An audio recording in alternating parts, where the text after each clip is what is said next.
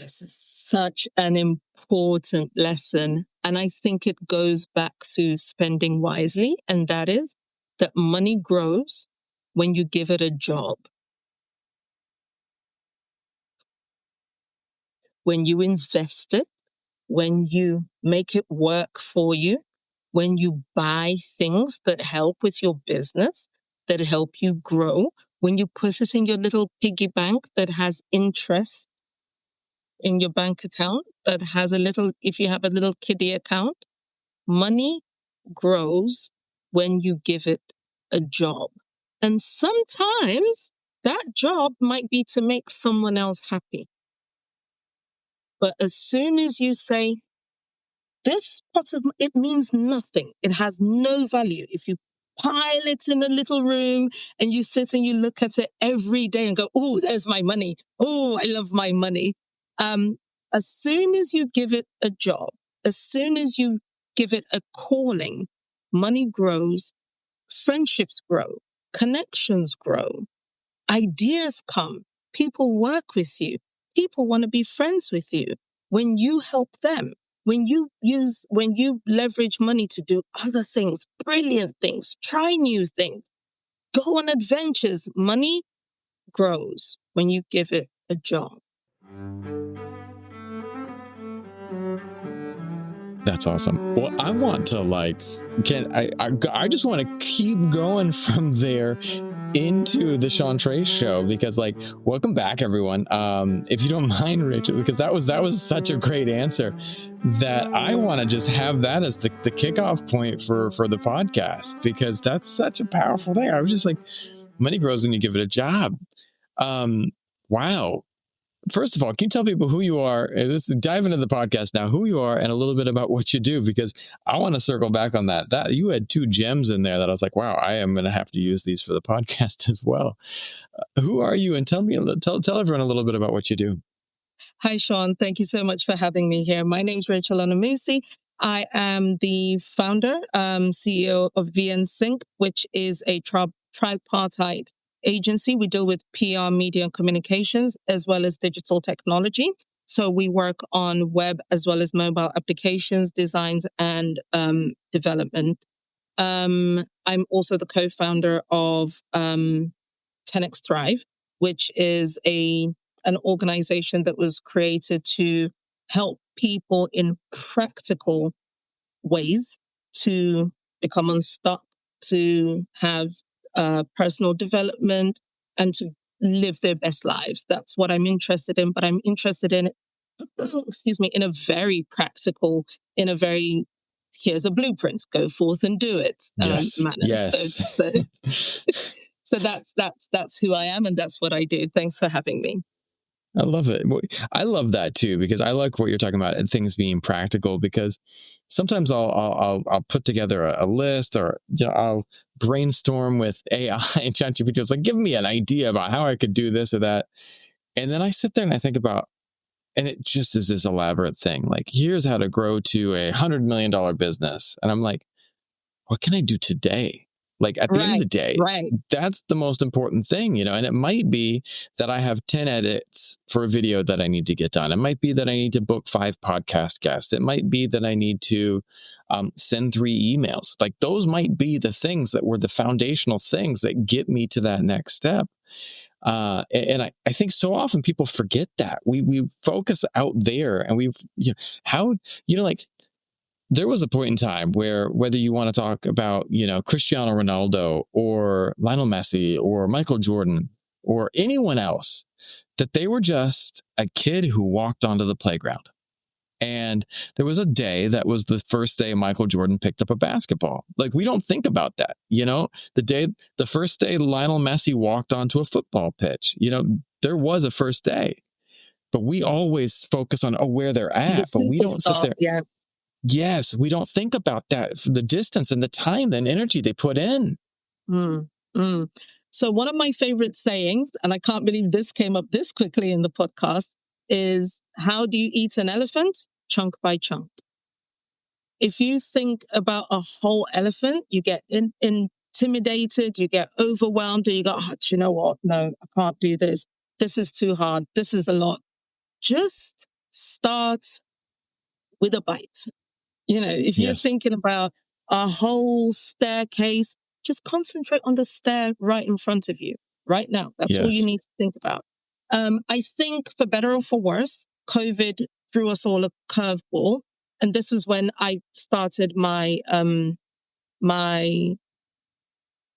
focus, because I found out I was always like this and I didn't realize that not a lot of people were like this. And it helped me to drill down into my focus on being on practical solutions and practical answers.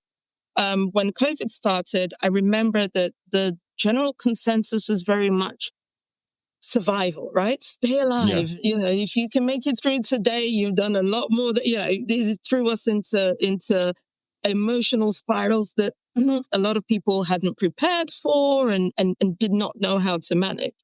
The next phase of that was what I refer to as faux positivity. And it was all, you've got this, you can do this. And Right. yeah, I go remember that. bake banana bread and also start your own pod. It was just all of this Right. positivity. Everyone started podcasts, and every one of my friends was doing what was it? The sourdough loaves. Everyone I knew was doing a sourdough. Yeah. In the UK it was banana bread. We had a banana shortage. That's serious it was. Toilet rolls and bananas. I remember that clearly. Right. And I in my head I was so irritated by it all because I thought there's people who can't pay their mortgage next month. This is I don't know if I can curse on it, but this is not the way to go about this. You need to tell people what email they need to send on Monday morning when they wake up. I refer to it as kind of like an evangelical preacher where the hall is shaking and everyone is, vibed up and there's positivity in the air and, there's all of this great aura. And then you step out of the church and you're like, I don't know what I meant to do. There's all of these conferences. We talk nonstop. People are clamoring to get invited on panels and conferences and keynote speeches and all of the people don't know what to do. If you can scale it back and give me 5 things right now, send this email to such and such a person explaining to them what they want. If you're job hunting, this is the best website you need to go to. Exactly. These are 3 unmissable things that need to be on your resume. If you don't have these on your resume, get rid and start again. This is what it means to have boundaries in personal life, personal relationships. This is what that looks like. And these are very real examples of things that might happen to test you. And this is how you should respond in this situation. Maybe they'll do it, maybe they won't. But you see this non-stop go Rangers, this non-stop cheerleading for people who are really going through serious things. They're going through financial things, they're going through professional things, they're going through the need to pivot, they're going through midlife crises, they're going through we've seen statistics where it says X percent of people are 2 paychecks away from being homeless, right? There's a lot of people living by the skin of their teeth. We've seen, and to insult those people by saying, you got this. Yeah, man, you got this. No. Yeah. Get your elephant I'm with you. and eat it chunk by chunk. My wife and I my wife is a singer in Vietnam, and she has had a very good career. But now there's this shift in the music industry towards really young, really kind of manipulative people that are easily manipulated. And these large companies have kind of created this scenario where they are blasting out these young, women that are very talented. I'm not judging them, not hating on them, but my wife has sit there and she's like, no one's coming knocking at her and these other women's doors that are extremely, talented, that just are more established. And I said, well, you know what? Let's go out and do something different. Let's do something different. Let's not sit here and complain. It's not a fun situation right now, but I said, I want you to win a Grammy. Like, why not? Let's go aim for that. And she said, how do I even go in that path? I said, one song at a time. We come up with your next song. And we find, and she's like, all right, so we come up with a concept. And I said, all right, let's find a songwriter. We get a really good songwriter. Songwriter writes a song. Well, what do we do now? We get a really good music producer and we produce this song. And once that's done, we do it again and we keep going and we come up with videos. We get it up on Spotify. We do these steps and you do it one step at a time. And if you continue to do these things a step at a time, you will. Maybe you don't have to make a Grammy, but maybe you open up other doors. You'll certainly make a following. You'll certainly exactly. I think it's interesting that you should say that because, yes, the creative world is certainly the most cutthroat. There's always a younger girl, and there's certainly always a younger girl who's willing to do whatever you're not willing to do, who's willing to wear who's willing to be marketed in certain ways or placed in certain things. So I absolutely agree that when you find yourself at a crossroads, at a plateau, you have to absolutely strip it back to step-by-step ways of doing business. I think another thing that you said that was really important is find the right songwriter, find the right, and right does not necessarily mean popular. You 100%. have to find out who's the audience for this? What is this meant to be for? Who am I singing? What sort of music do I make? Because I'm not going to betray who I am and wear a miniskirt. I'm just not going to betray who I am for the sake of chart numbers or what have you. What sort of music do I make? And who's this for? And I find it really interesting and sad because I know they're doing it because they can't think of a way out of the situation. When musicians in my age range, and I'm not gonna give that away just yet, but musicians in my age range are bending over backwards to appeal to a younger and younger and younger and younger crowd, and they're trying to. And I was like, growing up, this dude was a crooner. Why is he trying to rap? Why is he trying to, wear the jeans with the saggy jeans? Why is he doing? What are we doing? Yeah, and what was interesting, what I thought about was if I were their marketing agent or if I was the person I would say, do a reunion tour. The people you're trying to market to don't have the cash dollars to pay for a $200 seat anyway. Right. I can to relive a moment in time, to relive when I was 18 and my knees were working and I could, do all the steps all the time. Right now, you just look, I think there's no better example than like Backstreet Boys going back to the Sphere. And like, it is just absolutely sold out every single night. Yeah. And people all want to be there. I see on YouTube where younger these reaction channels and things like that, and younger reactors say, "Oh, I'm going to react to the song by Mariah Carey." Is that Carey? Right. I think the Queen. Don't dare blaspheme in that manner. And it's like, don't bother with them. They don't know. They don't understand. They can't even begin to understand that people fainted at Michael Jackson concerts. So you're trying to market yourself to an audience that does not understand the culture. And the culture isn't necessarily culture. It's who you were when you were at your height. Why these songs are important to us. What this song brings back for us. Where we go in our minds when we hear the opening strains of a few, of certain songs. Go to Vegas, do a residency, it will get sold. Just sit down somewhere and let your people, your tribe find you, because You cannot So rage true. against the machine. You cannot rage against the machine. There is always a younger singer. There's always a hotter girl or a more in-demand boy band or what. You cannot rage against the machine. What you can do is say, there are people who, my song was their wedding song, right? My track was this was back when they were climbing trees and skinning their knees, and these are my people.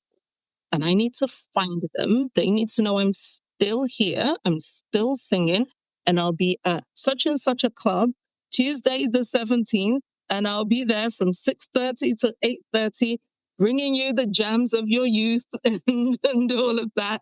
And 100%. yeah, and get with other people of the same timeline, and you guys put together an amazing show, and just do something amazing.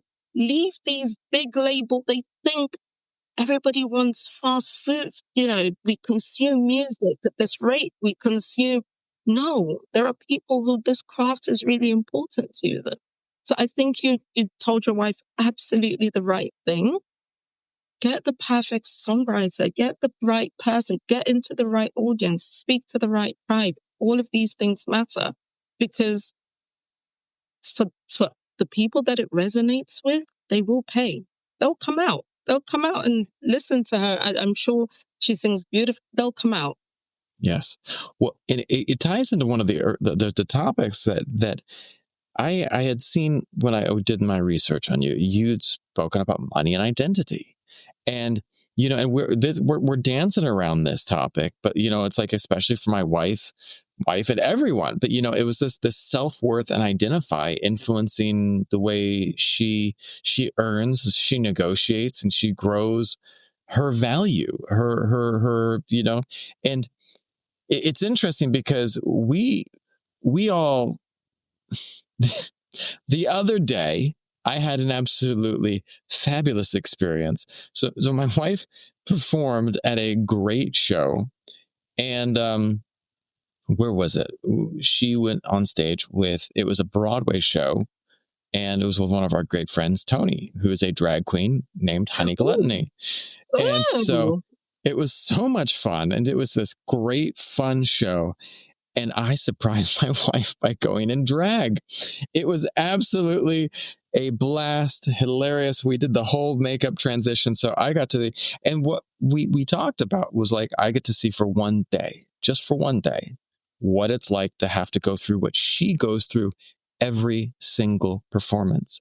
The makeup, sitting in a chair doing makeup for 2 hours, another hour for hair, putting on the clothes and the costume, walking and having people judge me as I walked through, having men stare at my boobs. That was a new thing for me, that I was in the elevator and this one guy's like, and I was just like, not bad.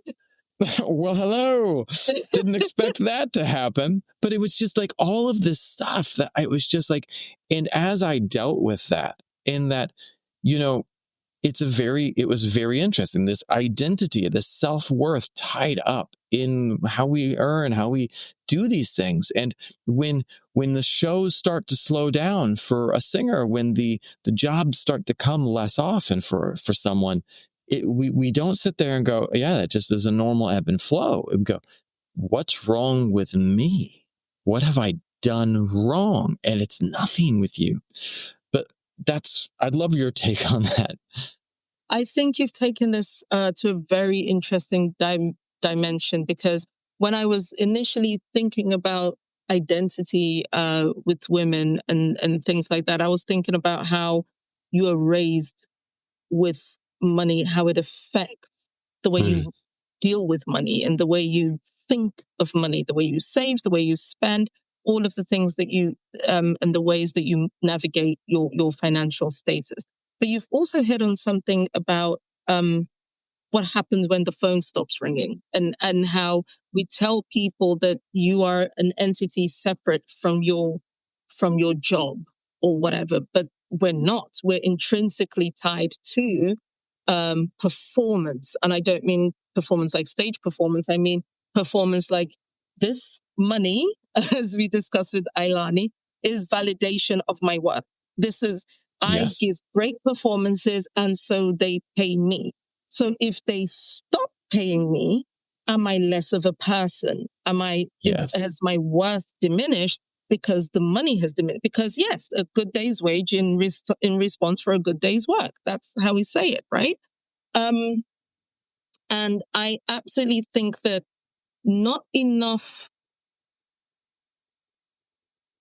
attention is being given to people who work in industries with ebbs and flows. So, Yes. sports people, you have a lifetime of 10 years if you're lucky. If you're lucky. If you're not, a shattered metatarsal or a tendon could be, the end of your goals. If you started young and that's all you know, that will absolutely affects your idea of who you are, your self-esteem. It will affect how you enter the next negotiation, how you determine what you do next, because it could mean the next person that comes along offering you peanuts, you jump at it because you think, I need to work. This is how I prove I'm still that girl. I've still got great lungs. I can still sing. I can still do all of these things. And I'm glad you got the opportunity to take a walk in her shoes, because a lot of people don't get to experience that, particularly for women, and so don't understand what it means on a fundamental basis, how you are judged on how you look, how many calories you consume in a day, how big you are, and how you can, other than the physical appearance, it also affects your singing. It affects your performance. Yes. It affects how you can jump around on a stage. I'm sorry, I'm not 20 anymore, right? I'm not doing 5 backflips before I start the first note. Yeah, I need to sit down. I need to do more ballads, for example. I might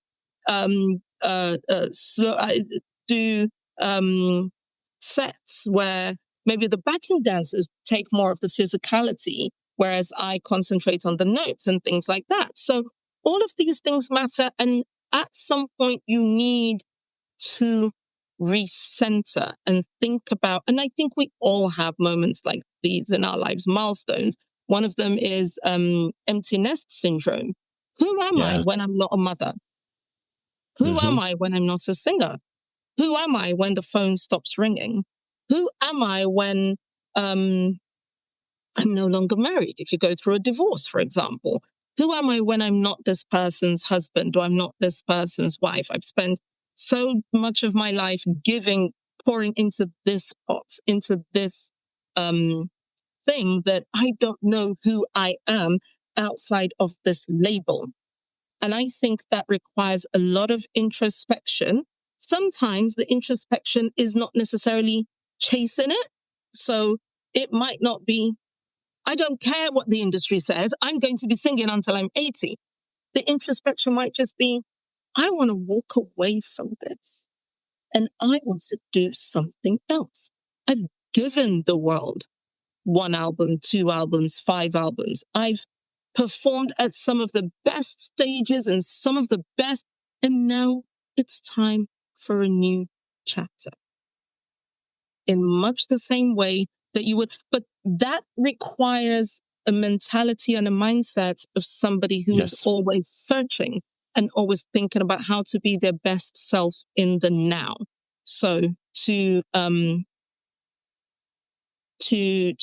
take this away from business temporarily, I saw a thread on social media where people were saying that there's no such thing about being happily single or happily married. That if someone tells you they're happily single, what they were trying to say was, come off it. It's because no one's proposed to you yet. So it kind of that was the undertones. And I thought to myself, do you know what?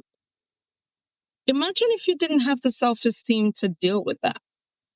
And imagine if you didn't have the tools to think of where you are, if you only thought about where you are as a result of what you lack, you will never have a full life. Oh, I'd be so much happier. I was happier when the phone kept ringing. I'd be so much happier if I got more singing gigs right now. I'd be so much happier if I had a husband. I'd be so much happier if I had £1,000 in the bank. I'd be so much happier. Well, the stage you are in life now is a stage you prayed for. There was a time you didn't have this. Yes. There was a time like, I wish someone would call me to like the event your wife performed at. Like, I would love to play, to perform on that sort of stage and that sort of night. And you prayed for days like this. So if you find yourself in a different season, you need to work out what the next prayer needs to be. We look back with gratitude. We look forward with excitement.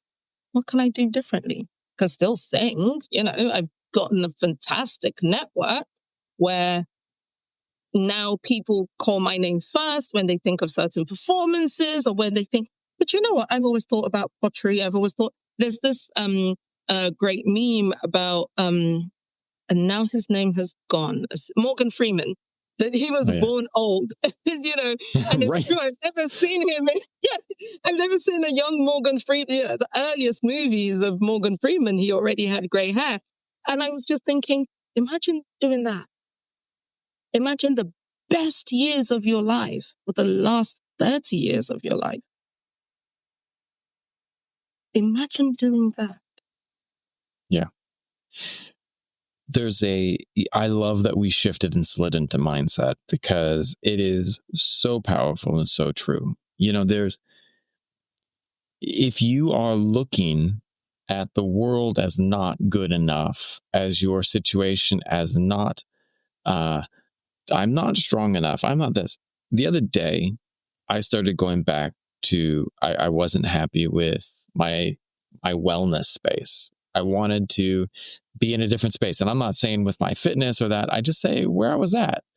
And I went back I studied martial arts for many years. And I went back to do Muay Thai.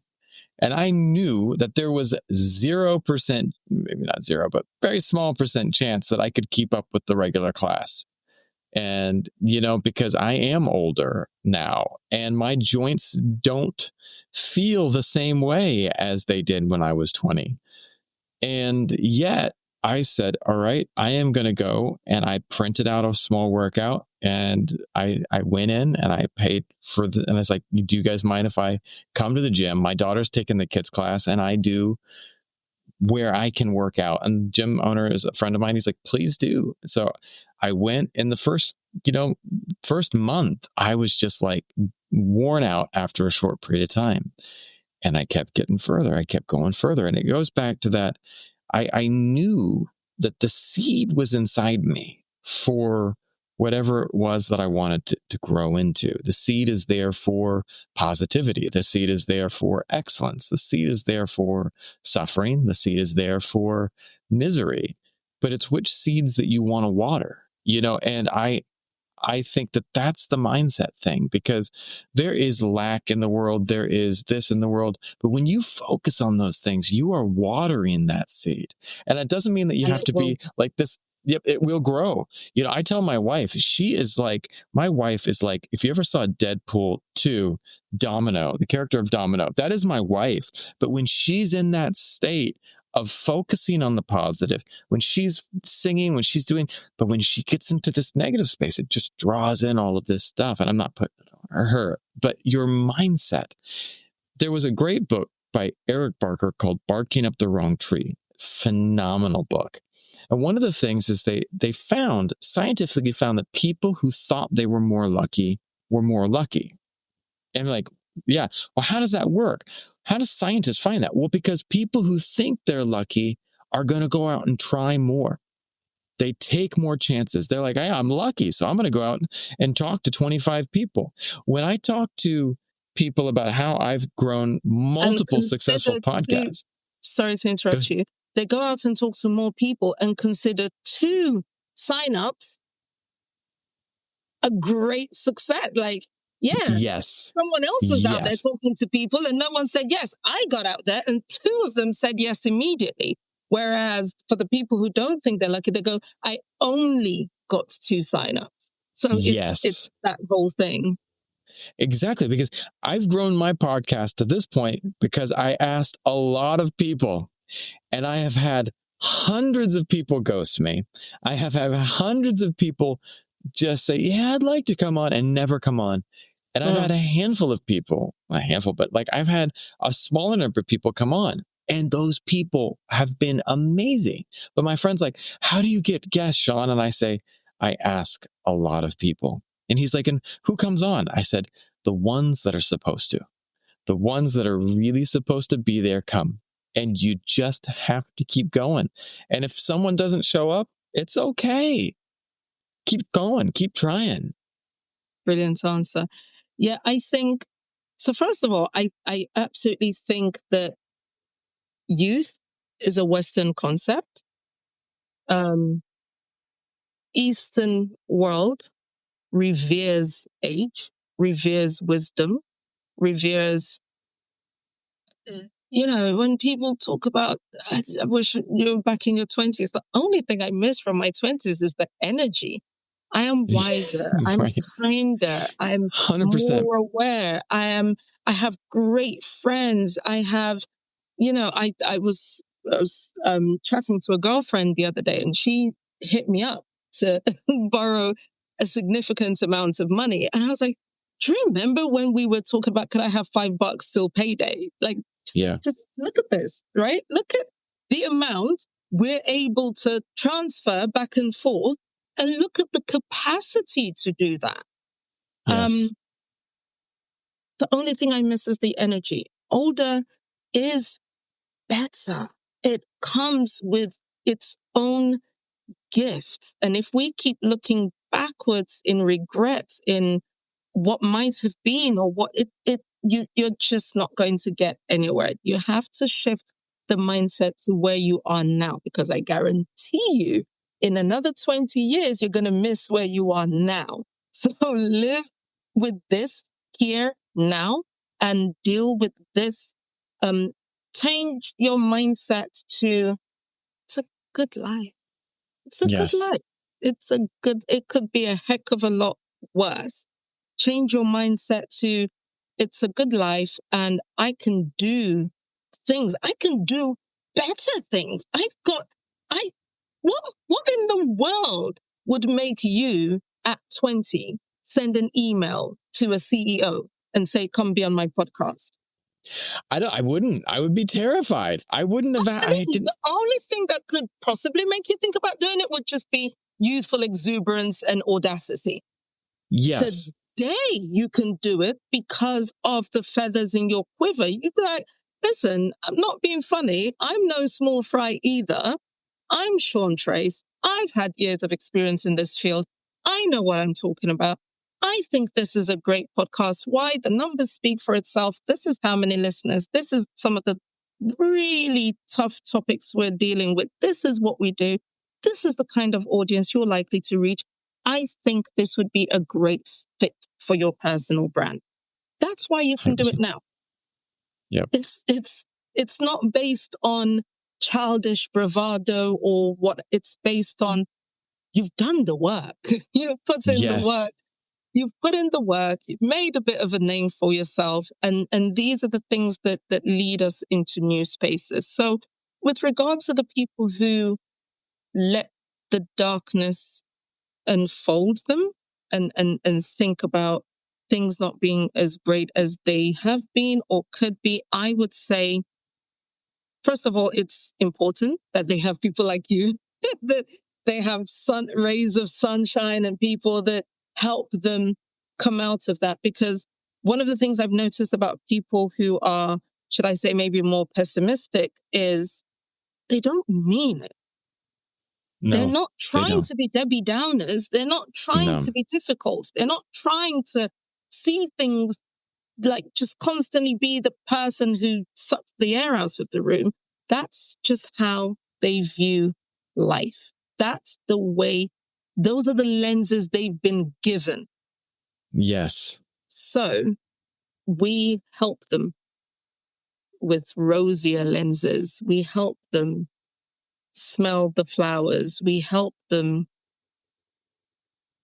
like, I can't even imagine the million things that must have been going through your wife's mind when you turned up in drag. Like, we help them laugh. We help them see the amazingness that is life. And you, the two of you, will be in your rocking chairs in your 90s saying, do you remember that one night that I came on in drag and I did this and I did, so I think it's important to acknowledge and validate people who have that kind of mindset, while also I'll try English, equipping them to see that there's so much more of the world. It's almost like a door that's shut to them.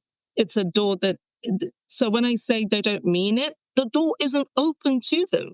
They don't see the fun. They see, and even when they experience the fun side, they're waiting for the door to shut any minute. Like, oh, this isn't going to last. And this is going to, yeah. So I think we need to equip them to see the fun side, the bright side, the positive side, while saying, so I'm very much that kind of a person where I can absolutely dwell in my sadness.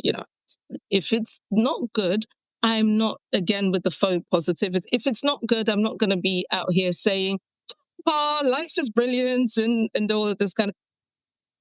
Take the minute, right? Cry if you need, wade through the misery, but don't stand still.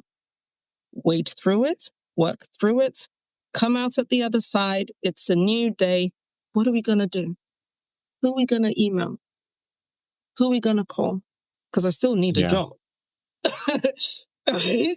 Who are we going to reach out to? Because I'd really, really like to perform this weekend.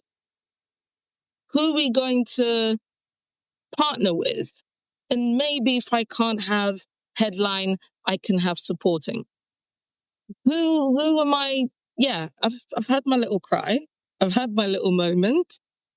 What are we doing? Let's get back. Let's get back to it. What are we doing? And how are we going to do it differently? I love that. I was not always a yes person. I would always find a reason to say no. I would always find a reason, an excuse to kind of step back. And I forced myself this last year to say yes more often. And, that resulted in me opening up a larger company that I had been running. That forced me to expand and open up some new podcasts. That forced me to go back and finish up a doctoral program that I had started ages ago. And it forced me to try things and to get into drag the other night. But by doing it, it was this mindset shift.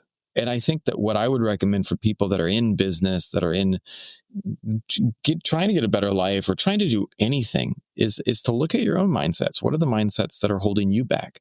What are the ones that are challenging you? Because it's different for all of us. But if you can start to identify what it is that you can, I'm not going to say improve, but can change to help you get to where you want to be. Because I don't like that whole improving word. What can you change? I'm with you. Again, with the shadow work, I think it's very important to have introspection, because a lot of us think we have healthy relationships with money, and we simply don't. Yes. We are the products of our childhood. Some of us are the products, and scarcity, sorry, let me rephrase that. Surplus is as damaging as scarcity. So when you've never had to save to have something, where it's always, I want this, so I'll pick it off the shelf, is as much a damaged mindset, is as much a set mindset as is, we never had anything. I always wore hand-me-downs. I was the kid on on packed lunches when everybody had school dinners. And so your relationship with money, how you grew up with money, what your socio-cultural expectations are with money, how you think about how much money you should have. Because I think a lot of people think about money in a way of, I'd love it if I won the lottery. So they think about money in a way that isn't tied to their actions, the work that they would have to do to get that kind of money.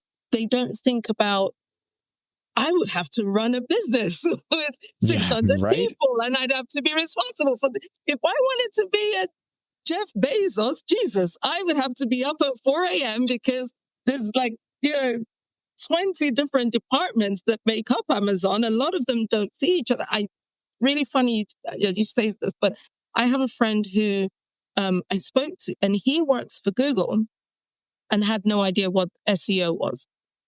No, because it's just such a big company. He works in cloud computing for Google, and they don't touch it. Yeah. And SEO is our knowledge of what Google is. I worked for years with Barclays, and I can tell you that Barclays retail, so Barclays Bank, that we call the bank, then referred to it, where you go in and you're paying your checks and you do all of that, is a minute part of Barclays. Mm. But that is the public-facing identity of what that organization does and what it stands for. So I say all of this to say that we have to work out what our relationships are like with money. And that then takes me further on to women, which then drills down to African women and their relationships with money. And a lot of your identity is tied towards being the helpmeet, the support. I have a rich husband. I am married to the president. I have this person who's the CEO, who's the MD. I take care of I take care of the homestead, and I spend his money. He gives me a black card that I then spend. I have to make sure that I continue to look good and I continue to, raise, beautiful children and respectful children and children that graduate. There's lots of mobilized action and thought around being a supportive partner. So a lot of, I'm not going to say the average because that's taking it a bit far, but I can tell you that a lot of African women, if they had $30,000, would rather have their husband start a business. Maybe I've just come into some money. I don't know, great Aunt Mildred passed and I've got 30 grand. What do you think we should do with it? What would you like? Oh, you were talking about this one thing you've always wanted to do. I think this would be a great time for us to start this. And, they are a living conduit of their partner's success, which feeds into the feeling of being shortchanged, cheated, if the relationship ends. Because I've built you. I put all my effort, all my resources, all my, I see lots of wives that are graduates and they are up nights helping him finish a PowerPoint or work on what he's doing and don't even understand that they lack agency. They'll have a cool little 9 to 5, not too worried about, career prospect, promotion prospects, or rising up the corporate ladder. Have a job that's a nice little buffer in case it all goes to hell in a handbasket. But otherwise,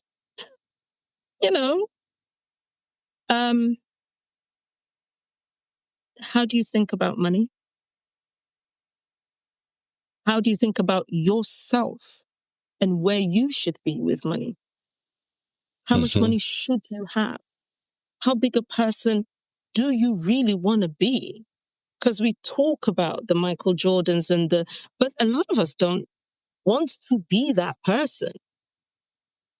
If we really broke it down, a lot of us talk about winning the lottery and coming into some money, but do people think about the steps that would lead to that kind of greatness?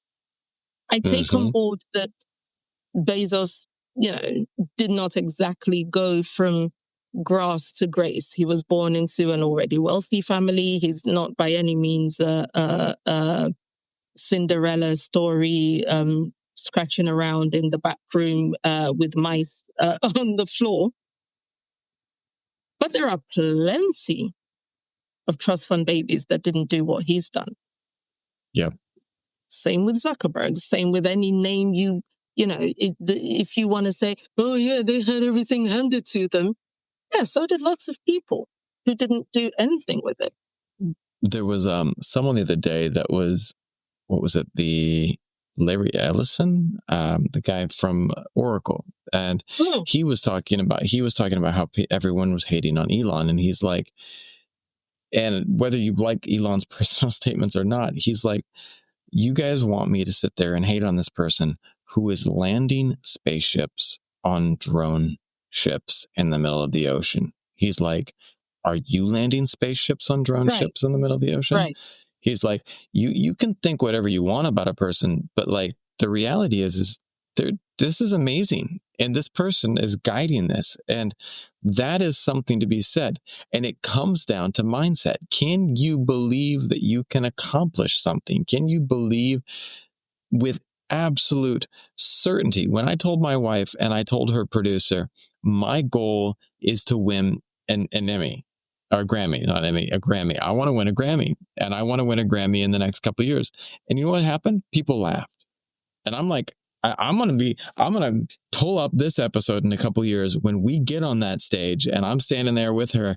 And I said, and I'm going to say it, I'm going to be like, this was when I called it. This is when I said it. And all these people laughed. But if you believe it, if you, to the essence and core of your being, believe that you can accomplish something, then it's already there. You just have to lean in.